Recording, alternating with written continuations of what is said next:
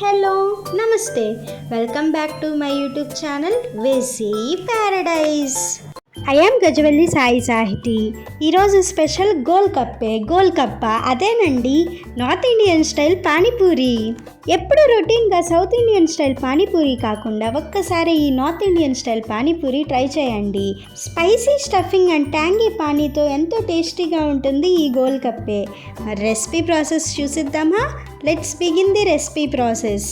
ముందుగా స్టవ్ మీద ఒక కడాయి పెట్టుకొని డీప్ ఫ్రైకి సరిపడా ఆయిల్ వేసుకొని హీట్ అయిన తర్వాత ఇన్స్టాంట్ పానీపూరి చిప్స్ని ఒకదాని తర్వాత ఒకటి వేసుకుంటూ మీడియం ఫ్లేమ్ మీద పూరీస్ పొంగే అంతవరకు ఫ్రై చేసుకోవాలి. ఇంట్లోనే మనం ఈ చిప్స్ని ఈజీగా ప్రిపేర్ చేసుకోవచ్చు. మీకు ఆ రెసిపీ ప్రాసెస్ తెలుసుకోవాలనుకుంటే కమెంట్ చేయండి, ఖచ్చితంగా చేసి చూపిస్తాను. పూరీస్ ఇలా రెడీ చేసి పక్కన పెట్టుకున్న తర్వాత స్టఫింగ్ ప్రిపేర్ చేసుకోవాలి. దానికోసం ముందుగానే మనం పొటాటోస్ని ఇలా కుక్ చేసి ఉంచుకోవాలి. తర్వాత ఒక బౌల్ తీసుకొని పొటాటోస్ని పీల్ అవుట్ చేసుకొని అందులో యాడ్ చేసుకొని బాగా మ్యాష్ చేసుకోవాలి. ఎంత మెత్తగా వీలైతే అంత మెత్తగా మ్యాష్ చేసుకోవాలి.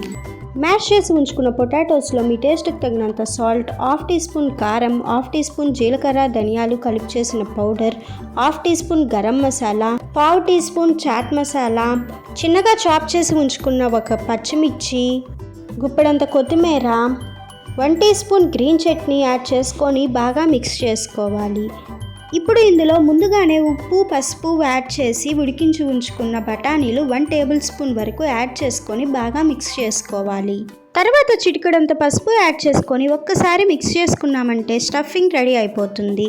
ఇప్పుడు దీనిని పక్కన పెట్టుకొని అదే బౌల్లో మీడియం సైజు నిమ్మకాయ అంత చింతపండుతో రెడీ అయిన చింతపండు గుజ్జుని యాడ్ చేసుకోవాలి. ఇప్పుడు ఇందులో మీ టేస్ట్కి తగినంత salt, 1 teaspoon black salt, 1/2 teaspoon chaat masala, 1/2 teaspoon amchur powder add చేసుకొని బాగా మిక్స్ చేసుకోవాలి. తర్వాత ఇందులో 1/2 లీటర్ వాటర్ యాడ్ చేసుకొని మరొక్కసారి మిక్స్ చేసుకోవాలి. లాస్ట్లో 1 టేబుల్ స్పూన్ చాప్ చేసి ఉంచుకున్న కొత్తిమీర యాడ్ చేసుకొని ఒక్కసారి మిక్స్ చేసుకున్నాము అంటే పానీ రెడీ. ఇంకేముంది, Puri ready, stuffing ready, pani ready. ఇంకా హ్యాపీగా ఎంజాయ్ చేయటమే. నేను చెప్పిన ప్రాసెస్లో మీరు ఈ పానీపూరిని ట్రై చేశారు అంటే నార్త్ ఇండియా వెళ్ళి స్ట్రీట్లో తిన్న టేస్టే వస్తుంది. రెసిపీ నచ్చిందా? అయితే ఖచ్చితంగా ట్రై చేసి చూడండి. ఆల్రెడీ వెసీ ప్యారడైజ్ మీ ముందుకి ఈస్ట్ ఇండియన్ స్టైల్ పానీపూరిని తీసుకొచ్చింది. ఇంకా చూడకపోతే లింక్ డిస్క్రిప్షన్లోనే ఉంటుంది, వెంటనే వెళ్ళి చూసేయండి. Stay tuned for more interesting recipes. Please do watch, like, share, comment and subscribe to my YouTube channel. Thank you for watching. Bye bye.